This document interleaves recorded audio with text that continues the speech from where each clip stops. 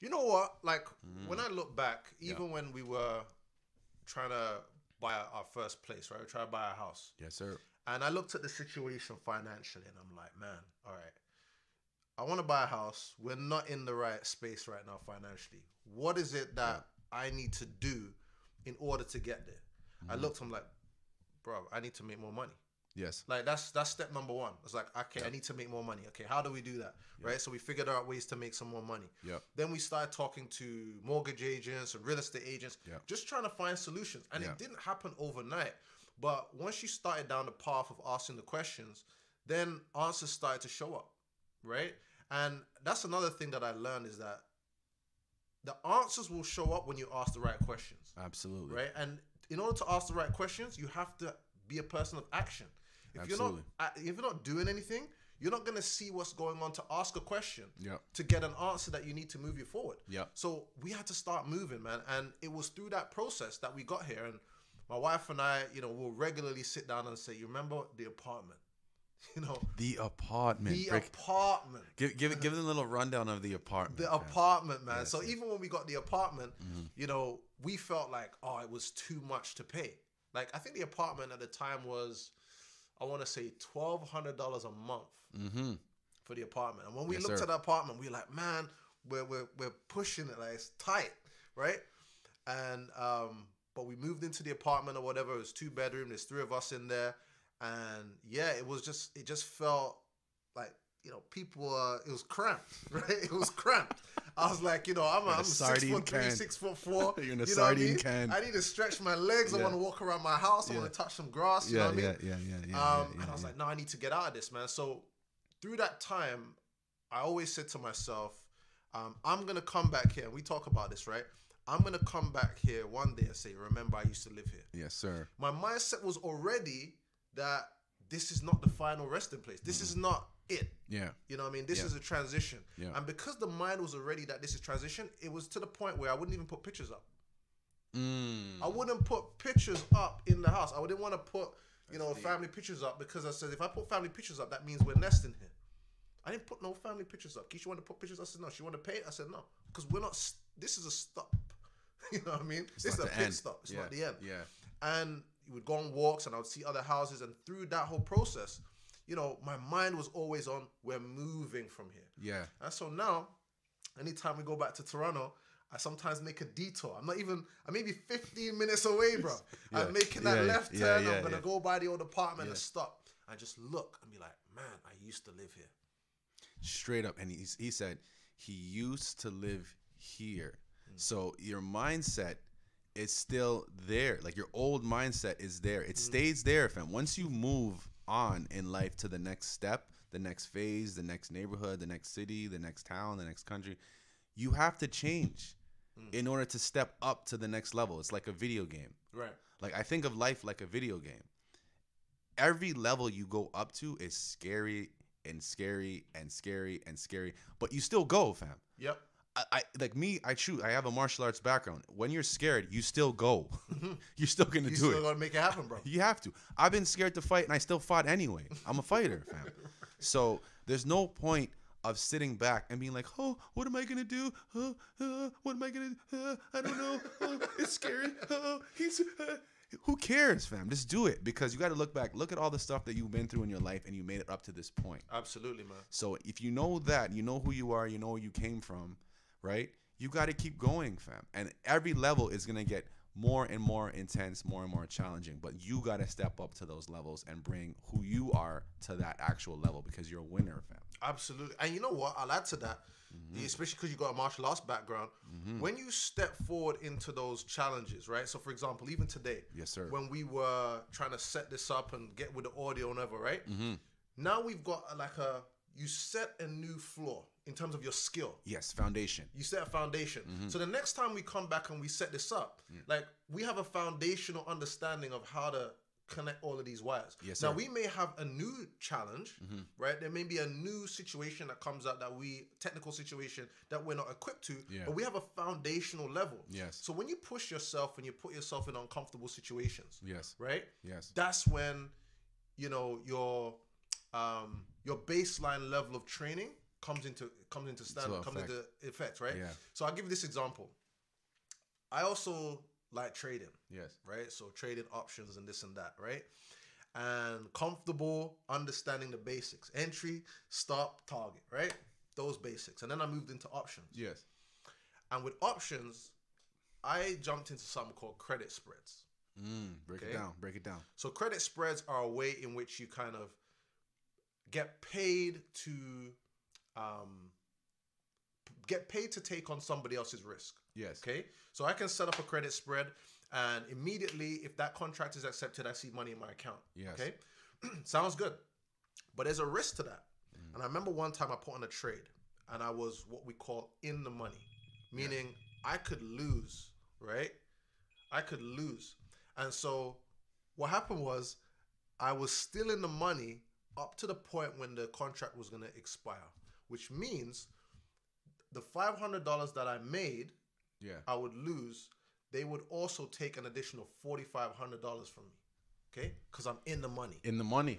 Now, let me tell you something. When you are about to lose that kind of money, and you're in the game, you're just kind of fresh to the game, you're taking risks that you shouldn't, your brain starts working on a different frequency. Like, I need to know, how do I mitigate this risk right now? Straight up. So I had to learn how to buy back the contract quickly and take a smaller loss, right? So instead of making that $500, now I had to buy back that contract for, let's say, $700 and take a $200 loss rather than a $4,500 loss. Yes. See what I'm saying?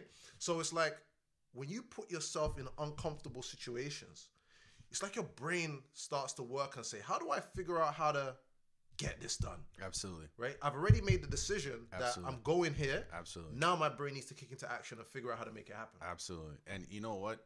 What you just said there is so profound, fam, because that's the world that I live in. I come from that world. I automatically just say, we're doing it.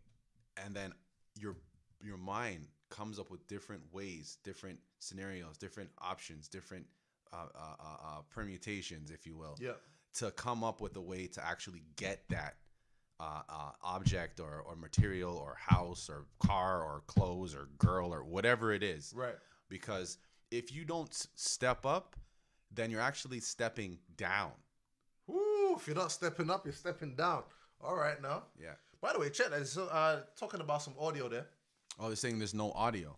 Okay, so let me see. Well, I'll go on right now. So, you know, as you're doing that, one of the things that I was, I guess, debating in my head is, what stops people from starting, right? What stops them from actually getting started on something? Like, when I look back to getting into trading, so I was working with a company that teaches people how to trade, futures, forex, options, stocks. They were teaching people how to do all that sort of stuff. And I remember just kind of learning about it, seeing what was happening and thinking, oh, this will be cool. This will be interesting. But I never felt like I was going to be able to do it, right? Initially, right? I didn't really have that, I guess, drive or initiative to feel like, this is something that I really, really wanted to kind of get into. Until I met somebody who traded options. And when I saw two things, I saw how much money this guy was making trading options. Firstly, the emotional kind of excitement was there. But secondly, I saw how it could be done, right? I saw how it could be done. So I was also excited about that portion. So it was like what I envisioned and what I wanted became real to me at that point, right? I don't know if I had the mindset that I have right now, but, you know, I could see what could happen. And so that emotional connection made me decide, okay, I'm going to figure it out. And at the time, I didn't even have all of the money required to set up the account. I didn't even have all the money required to open a trading account. So I had to do other things to get the money together to get into the trading account, right? And then, so what was important about that is throughout that period where I had to wait to get the money to get into the account, the drive and ambition was still sustained, right? So my thought process is this. I wonder if sometimes why people are afraid to start is, one, they don't really want to do the thing. Like they're not actually really excited about it. They think it should be a good idea, maybe something I should do, but there's no emotional connection to that. Yeah. And secondly, to the earlier point is, they're afraid to lose. Straight up. And what happens when they lose? What do they think goes through their mind? Failure. Failure is something that's painful. Yeah. Will they be ostracized? Is it shame? I think there's some shame in there. Like, if you, and maybe I think about this even when I was a kid, as a teenager, right? Like, you have an expectation. If you're good at something, it's like you're expected to win all the time. So because you're expected to win all the time, then you don't want to take something where you have a chance of losing because it damages that winning reputation. Yeah. You know your what I mean? Your ego. Yeah, there you go. It's your ego. Yeah. So you end up taking safe choices, right? Yeah. And you don't push yourself. Yeah. And I think, as I got older, I got to the point where it's like, I didn't even care now anymore about that reputation because you're not going anywhere. And the thing is, so you're basically in neutral. You're not going forward. You're not going backwards. You're not going right. You're not going left. You're just... That's it. You're neutral because you're not trying anything. You're not pushing the boundaries. You're maintaining your old reputation of somebody who was good. Yeah. Right? Yeah. But you're not doing anything right now. Yeah. So I got to the point where I was just like, yo, my reputation doesn't put any dollars in my pocket. None. You know what I mean? Straight up. So you got to take a risk. You got to go do something, right? You got to put yourself out there and do something unconventional. Yeah.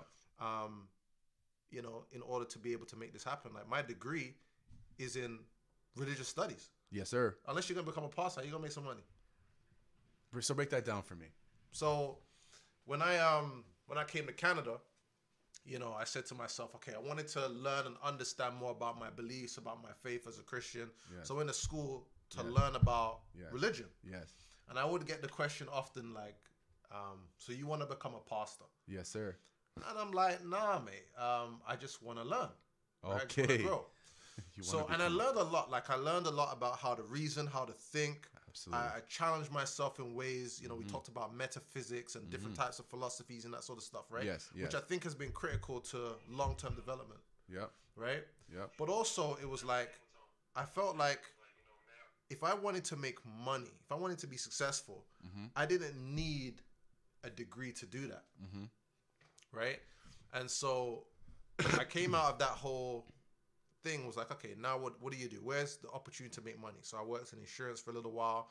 I worked with the same school for a little while. Yes. And then I was like, if I want to find out where the money's at, I need to go where the money's at. Absolutely. So the money's in the financial industry. Absolutely. So boom, I jumped in. I made connections. I talked to some people who were working in that industry, and I was able to get a position there. Yes. And that started me on the journey, yes. understanding financial literacy, stock options, bonds, how they work. And it was like, I took a risk. I jumped out there and did something unconventional. Yeah. And found a way to make it happen. Yeah. And the thing is, that's the long story, short story of a long story, right? But one of the things that you had said was you took a risk. In taking that risk, Leighton, were you vulnerable? Yep. Absolutely. Were there times where you were unsure of yourself? Did you go through, was it stressful? I'll tell you this much. Yeah. I went to working in the hedge fund industry. Yeah. And like I said, my degree is in religious studies, right? Yeah. And I'm around people who have finance degrees. They've Absolutely. been doing accounting, right? We're talking, yeah. Working with accounts, billions of dollars worth of funds and transactions going through on a daily basis. Yes. And I wasn't the most technically advanced person either. Yes. So, I'm in this environment where I'm perceived in some respects to be a fish out of water. You know what I mean? Yeah, for sure. And, I just recently had gotten married at that time. We were in the apartment and I've got these big dreams and all this sort of stuff, right? And it was like, okay, well, how do I maximize what I've gotten so far in terms of my learning to be successful? Because ultimately, if I can't perform, I'm out of there. Yeah, you're out of there. And I'm, the breadwinner at the time. Yeah. I need to be able to take care of the family. Yeah. So yeah, absolutely. I just had to, once again, you have to think. It's like, okay, I'm good with people. I'm good at connecting with people. How do I leverage those communication skills to be able to get what I want and set right expectations Absolutely. and utilize the tools around me? Absolutely. And then it got to a point, once again, where I was like, okay, now I want to buy the house. And bruv, let me tell you something. Break it down. we're getting into a story here. We're getting into the story now. We're getting into a really important story here, right? Okay. So break it down. when we decided, okay, we got some money together and we were gonna buy this house. I got the down payment, we got the mortgage and everything. Yes. Okay. But both Keisha and I weren't making a huge amount of money. Yeah. Okay. And when I looked at, remember I told you the rent was like $1,200? Yes. And we were initially like, we're moving into something with an additional $800 a month. Yes. Right? Now we're talking mortgage. Now we're talking mortgage. Now we're talking heat. Now we're talking electricity. We're talking all these other expenses. Everything, and I'm like, nah, bro. Yeah. I don't know how this is going to work. However, what did we say? I already made the decision. Yes, my sir. mindset was, this is where we're going. We're going to figure it out. Yep. Right? One way or the other. Yep. So Yep. we get the house. Yep. We get the house to the point where I don't even have furniture. I'm sleeping on a black bag full of my clothes. Okay? And I'm there. I'm taking the train all the way. I'm walking like, it felt like 3 kilometers by the time I got off the bus to the house because it was outside the city. And I was like, this is not sustainable. But I need to find a new way to be able to make money. So I went from that to sales. Break it down. You went from that to sales. Okay. So it's another transition while you're in a transition. Yes, exactly. I made the transition from the apartment to the house, but the income wasn't enough to sustain the house. So I needed to up my income. So I said, okay, I'm going to change my job. How do I get and increase my income? Yes. I don't have a degree in economics and engineering or doctors. So where can I make that money based on my skill set? And it was sales. Yes. And I doubled my income in 12 months. Say that again. I doubled my income in 12 months. Mm-hmm. So I put myself in a situation where I had to figure something out. I was like, you can't afford this house. Yes. It's tight. Yeah. So what do you do? Up your income. How do you do that? Leverage. Oh, snap. I'm good at communicating. I got into sales. And in 12 months, I doubled my income. I went from like $1,200 a month, thinking about every time we eat out or buy something, to being able to get a house, double my income, and go and take my whole family on a cruise within that year. Make the choice that this is where you're going. And thing is, you made the choice that this is where you're going. You made the choice that you were moving out of the apartment into a house. You made the choice that, hey, I can't afford this house, but we're still moving anyway. And then once you moved in, you're like, yo, we're not moving backwards. We're moving forwards. So you were able to double your income and take your family on vacation. Where before, it was so tight, you couldn't even get takeout food. Nah, bro. Eggs. Remember, eggs for dinner. Eggs for dinner. Eggs on toast, man, with beans, fam. Eggs on toast with beans. Come on, bro. Yeah, we had some tough times, man. But and the thing is, it was all a transition. This wasn't the end. It was just to get you to the next step, fam. And the thing that helped you too was you remember where you came from, and sometimes you drive back there just to get that motivation on where you came from. That's it, man. And it just goes to tell you guys, like, I've had instances in my life where I have to go back to certain places that we've been to kind of get that feeling of that hunger, that motivation, that drive to help me currently where we are now. Like, where we live now is a totally different environment from where we were living 5 years ago, 6 years ago, even 10 years ago, right? But I know some people who are still in the same environment, same mindset, same group of friends, same type of way of thinking, and they're probably going to stay there for the rest of their lives, fam. Man, so how do you, and I want your thoughts on this one, bro. What is it that allowed us to think bigger and wanting more, that somebody who stays in the same place, complaining, doing the same things over and over again, doesn't have? Like, firstly, is it our responsibility to help her move the needle? And secondly, if it's not our responsibility to move the needle, what needs to happen for them to decide, you know what, I'm tired of this?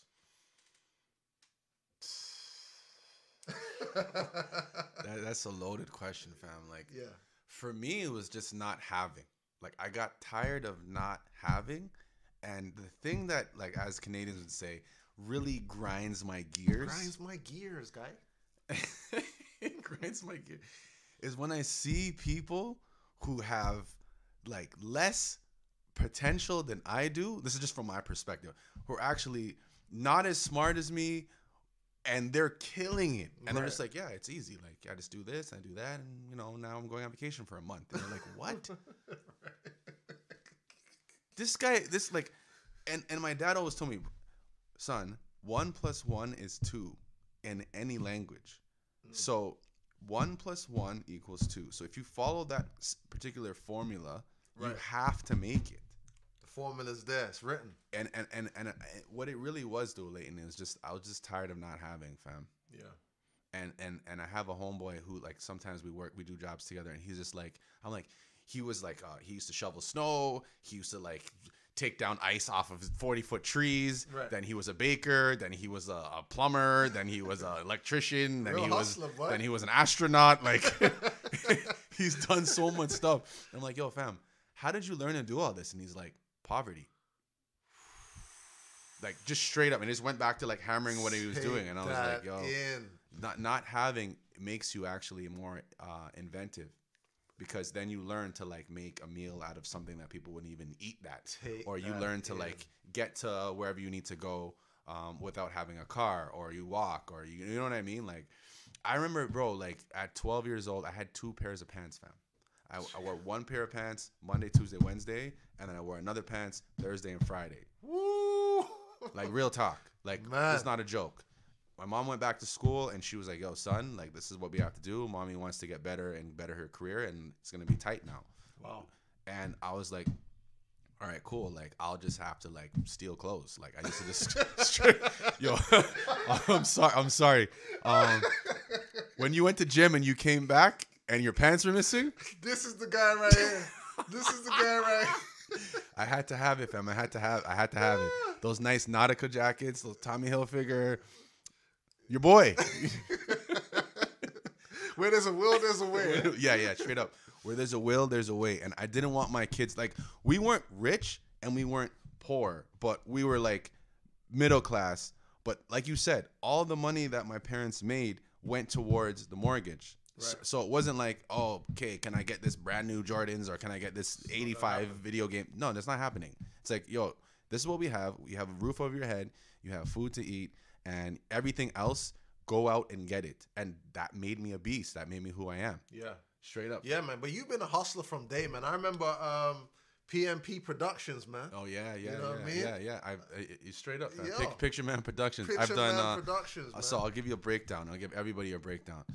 So I've done a true Jamaican. So I've done, I used to do record videos. Then I taught myself how to edit them. I used to sneak into Seneca at York, pretend I was part of the Seneca class, take in the lessons on how to edit on Final Cut Pro, stay after class. I used to go to that class so much, the teacher actually thought I was in the class. Come on now. Yeah. Come on now. Take that in, guys. Yeah. And then I used to rent the cameras from like the Long and McQuaid, then use those to record like videos for my friends. Then I taught myself how to record weddings. Then I used to do music videos. Then I do church Christmas videos. Then from that, I started selling cars on Kijiji. I used to sell, like, buy and sell and make clothes and sell those on Kijiji. I used to like worked at Walmart. I worked at Home Depot. I worked at telemarketing companies, Rogers. I used to go when I was younger. I used to like shovel people's snow. I used to rake their leaves, and people would drive by. Like, some of my friends would drive by and laugh at me and be like, "Yo, you're raking leaves?" And I'm like, "Yeah, like, cause I gotta get money. Like, that's it. I have to get money, fam. That's what it is." Right, and a whole bunch of other stuff, fam. Like, you know, insurance, like whatever you can think of, I've put my hands in there, and all the way to like learning the trades, fam. And I'm in HVAC now. I taught myself, like how to fix furnaces, fam. Real talk, man. Real talk, man. Just on YouTube, like going on YouTube, watching the videos, seeing how you can fix stuff, and just trying a thing. People would ask me, "Do you know how to fix?" I'd be like, "Yeah." I'll figure it out. I'll figure it out, man. I was like, yeah, straight up. I know how to fix it. I can fix it. Yeah. And I'd be there 2 hours, 2.5 hours. And like, man, is everything okay? I'm like, yeah. Just go back upstairs. And I figure it out. That's it. And then one thing left to another, to another. And then here we are, you know, fam. I love that, podcast. Man. Yeah. And you know what, man? That really speaks to how I've known you for in the years. Like those things haven't changed. Like you've always been resourceful, right? Like trying to find a way to make it work. Like that story about York, yo. If there's any York students watching this or the professor ends up watching this, I'm sure everybody will get a chuckle out of that. But it's just a resourcefulness, right? You decided this is what you want. And not having the ego. And I think that's something that's important to really understand is when the goal is clear, you got to remove your ego and your pride from the process. Because if your ego came into play now, it would be like, oh, well, you know, I can't do this. I'm not good enough, or I have to go and enroll. Like you just found another way to make it happen. Make it happen. Right? And just to get in, get the information, get the education you need and move forward. And if we look at anybody that has been successful that we would emulate, right? They had to find ways that were unconventional.